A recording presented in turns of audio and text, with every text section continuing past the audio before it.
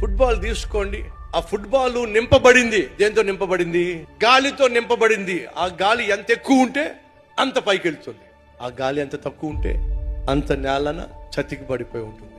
మనం ఈ లోకంలో దేవుని కొరకు బ్రతకాలి, దేవుడు ఆశించినట్టుగా బ్రతకాలి అని ఆశించిన దేవుడు మనల్ని కూడా నింపడానికి ఎవరిని పంపించాడో తెలుసా?